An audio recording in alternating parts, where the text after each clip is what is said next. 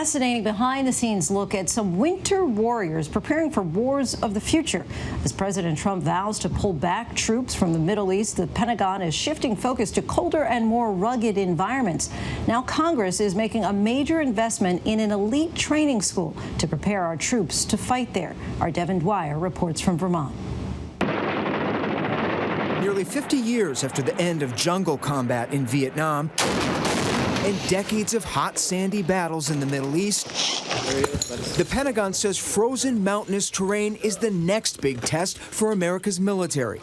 As Russia and China drive deeper into the Arctic, officials say defending the homeland will be critically dependent on operations in snow and ice.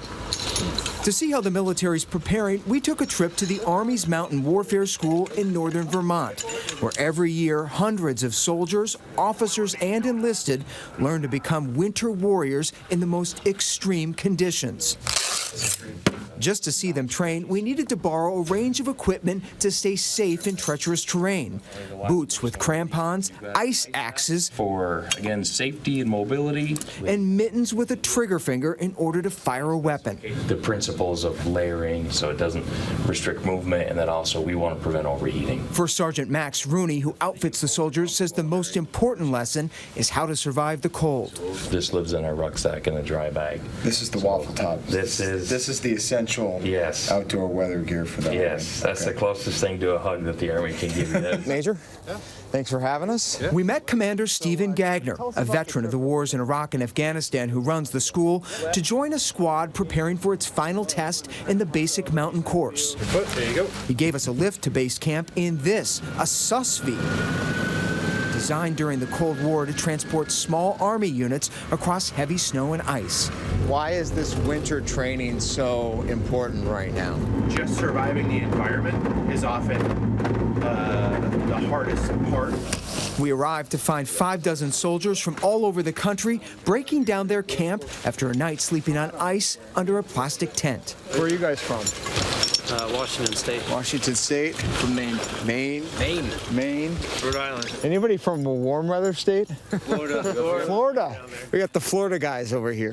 Go ahead, start with your harness. All right. As we suited up, our guide and veteran instructor, Master Sergeant Tom Bevins, pointed out the course. An 1,100-foot climb through heavy snow, traverse along a blustery ridge using ropes, Come on up. and 50-foot rappel down an icy cliff back to home base. We're just doing a transceiver test. Risk of avalanche meant all reporters and soldiers had to wear detection systems on their chests. So here we go. We're starting to climb up Smuggler's Cave. This is the warm-up. It doesn't take long to imagine the difficulty of combat on an icy mountain. This is called Easy Gully. It's not very easy. The conditions so challenging, Army trainers say soldiers drop out from nearly every class. Some by choice, others told to go if they can't keep up. If you're the first guy leading the squad up this hill, you got to actually break the way. And it is insane in 4 feet of snow on this mountain. Not really going anywhere. Just when your foot sinks where everybody else is stepping.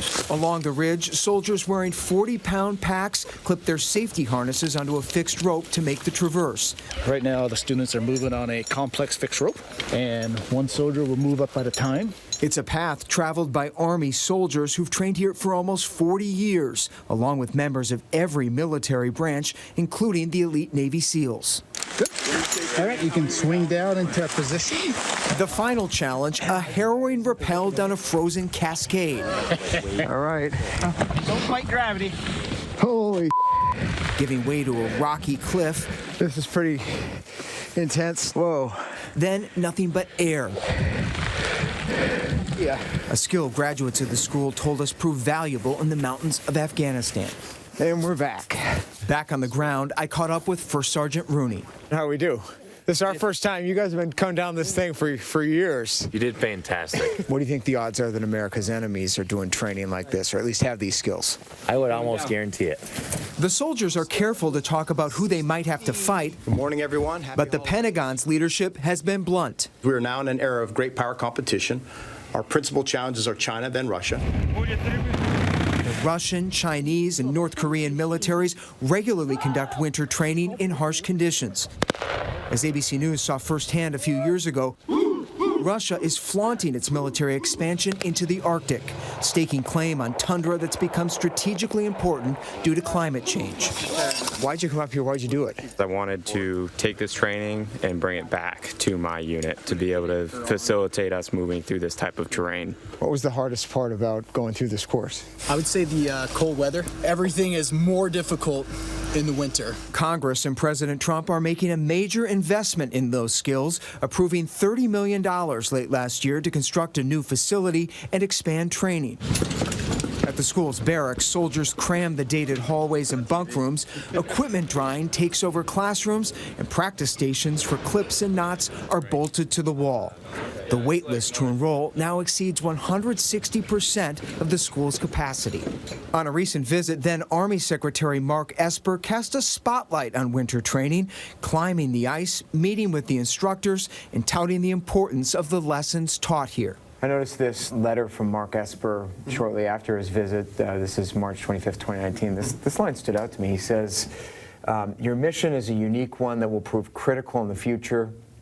We must be prepared to win the first battles of the next wars, no matter what the environment. That is what you guys are doing here. Absolutely.